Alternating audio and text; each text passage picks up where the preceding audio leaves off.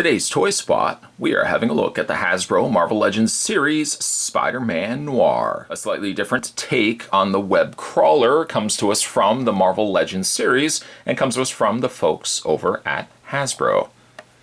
Spin around the back of the package. A very brief read-up says Peter Parker dons a dark mask and takes down crime in the alternate dimension identity as Spider-Man Noir. Other figures available, and figures we've already had a look at: Captain Marvel, Spider-Man Noir, Marvel's Trident, Ulick, Yondu, and first appearance, Iron Man. To check out more from the folks over at Hasbro, head over to www.hasbro.com. You can also, hey fellas, you can also head over to www.marvel.com to check out some Marvel stuff as well. Spot's going to take a break and get this opened up, but when we come back, we're going to get a better look at the Marvel Legends series Spider-Man Noir. There's more heading your way. Don't go anywhere. Stay tuned. Okay, now that we've got him out of packaging, let's get a better look at Spider-Man Noir. The figure is decent enough. Right off the bat, I'll comment on this. The plastic quality, I don't know if it's just me noticing this, but I feel like the plastic quality on these figures are getting progressively cheaper. The figures themselves are decent, the sculpts are good, but I can't overlook the fact that the plastic just feels very thin and not fragile, but it does feel like they're just not using quality plastic on these anymore. That being said, let's have a look at his face. Not a good way to start, Spot. Let's have a look at his face. The face still looking like Spider-Man. The Spider-Man Noir, again, a different alternate version of the web crawler. Gons are the blues and the reds, the blacks. I guess the black is still remaining. The black and the gray is the predominant color here on Spider-Man Noir, as the majority of the figure is black or gray. The only thing that's separating this from being just a primarily gray and black figure is the silver accents that they've put for his eyes, which is a nice touch. It makes the eyes pop. He's almost got like a helmet style of mask. Well, I guess it still is a mask, but it comes across more like almost like a helmet. I guess the chin guard area is kind of what's giving that vibe to me. He still has the outline also around the silver of the eyes. It's very Spider-Man-esque. And the jacket, I like the jacket design of it. It reads like Aviator, or it almost reads like the Rocketeer to me, which obviously I'm a big fan of the Rocketeer. Digging also the gray that they used. It's more like a bluish gunmetal gray as opposed to just a dark gray. And even they went as far as putting in the sleeves of the undershirt peeking out from the sleeves of the jacket, which is a nice touch. Very big, clunky style boots he's got there as well. Multiple pockets also in his pants. Nice little cross hatching or stitching, as you can see there, in the jacket and pants, as opposed to just giving it a smooth surface. So those are all things I really like. Ultimately, though, it boils down to quality. I just don't feel like the quality of these figures are getting good anymore. I just feel like they're getting progressively worse.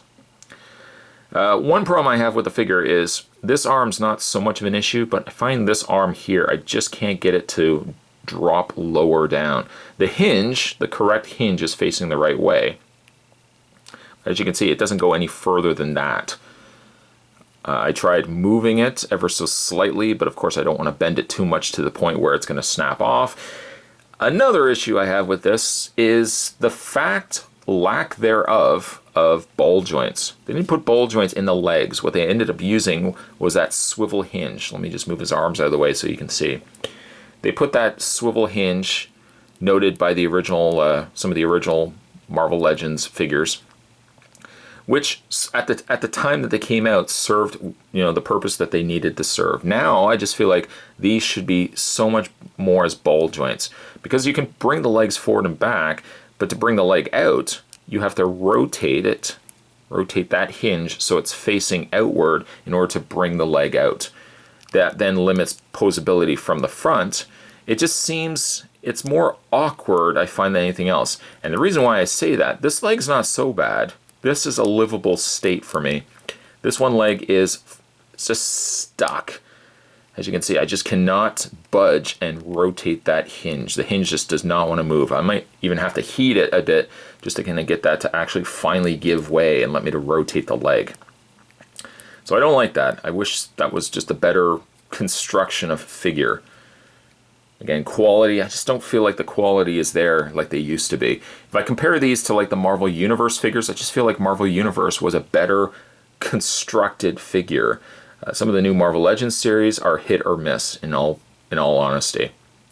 When it comes to his posability, Spider-Man's head is not only on a ball joint, but you can also see that there's a hinge joint right there, allowing the head to move an additional amount from there.